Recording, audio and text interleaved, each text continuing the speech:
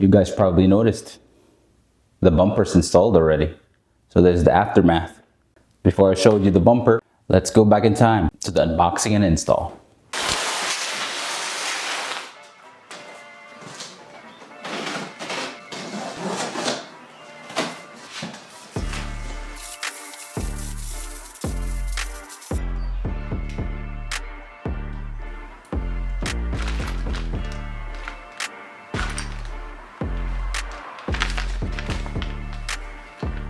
Ooh, sour punch.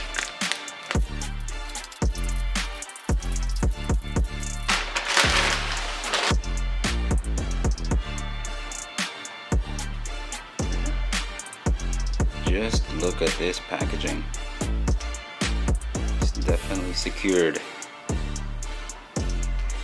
Look at all those paper.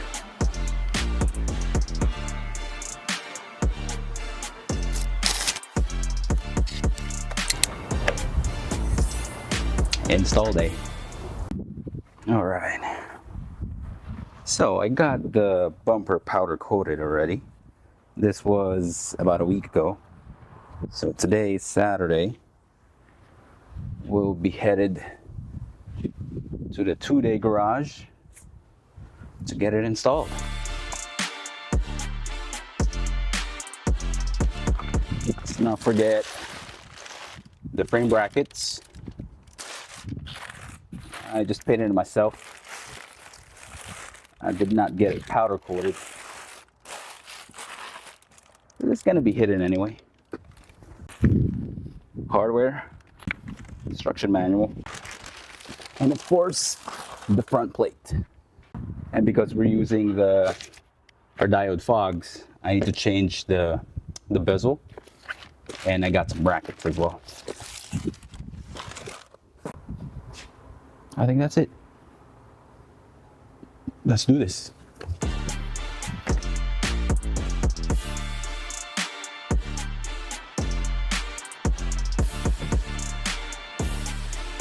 Future Aldrin here. I don't think I've explained what is 2-day garage. 2-day garage is actually this guy's house. Probably know who that is.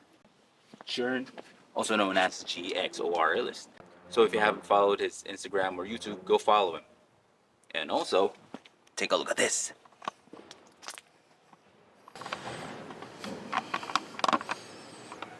You probably know who that is. Let's go check it out for a bit. This is Spam Poppy. If you haven't followed his Instagram, go follow him.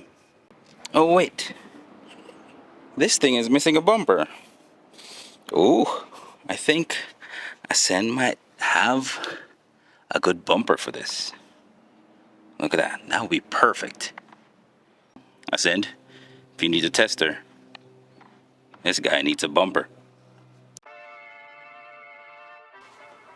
So I started by taking out the fog lights, then trying to take out the trim pieces around the fog lights, as well as the DRL housings.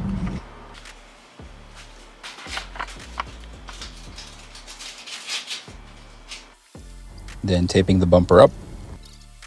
I follow the topmost line from the DRL and fog light housing because it also follows the line in the bottom grille. Then using a multi-tool, I started cutting.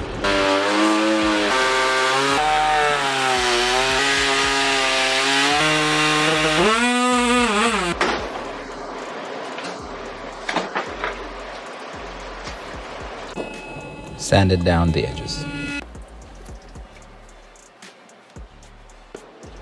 I cut the air dams on both sides. Then we removed the crash bar. If you opt out for the frame bracket, you can skip the following steps. Removed all the tack nuts located at the back side of the end plate. Remove the M8 bolt that's holding the AC line. Then cut this part of the bracket. Loosely install the frame bracket on the back side of the end plate.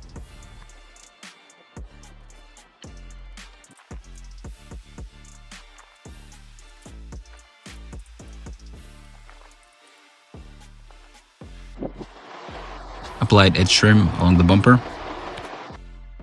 And using a jack to help us, we raised the bumper, aligned it, and make sure it's balanced. Then tightened all the bolts.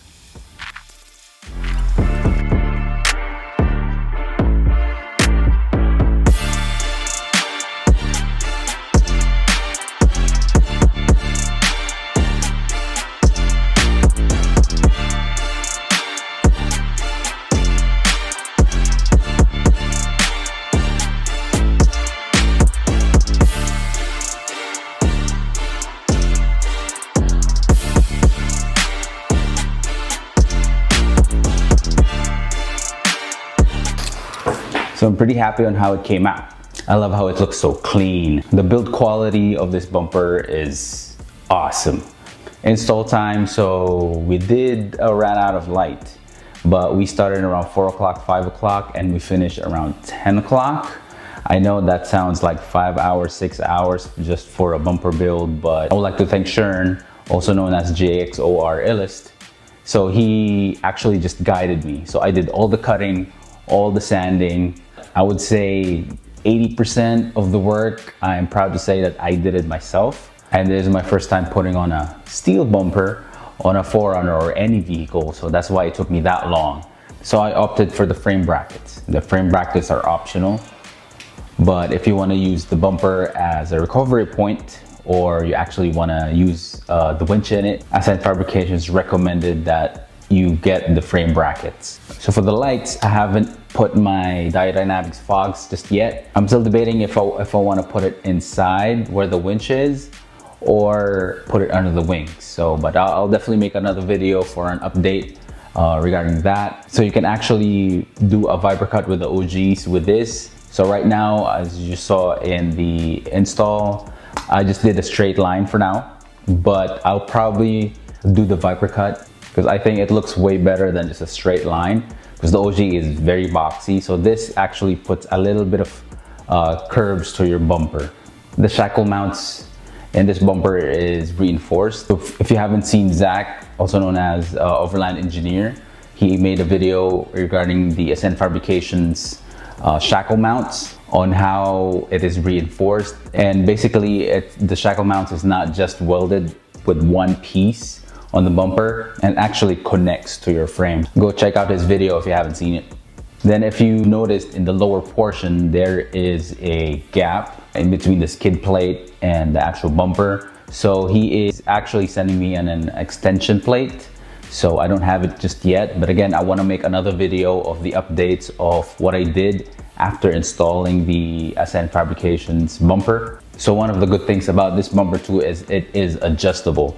So the version 1 for this OG, I'll show you a photo right here, is it's a different cut. So you would see there's a turn signal bracket that he made, and what I did and what we figured to try along with Alen Fabrication is to cut it up a little bit higher and actually follow the body line of the OG, and I think it turned out really great. So far I think this is what, 3 days after installing it, and I'm really digging it. What do you think? Do you like it or you don't like it? Put it in the comment below. And if you own an OG 5th Gen 4Runner, what do you think? I would put a link of the Alen Fabrication bumper in the description below if you want to check it out. If you like content like this, hit that like button. Consider subscribing if you haven't already. Thank you for watching.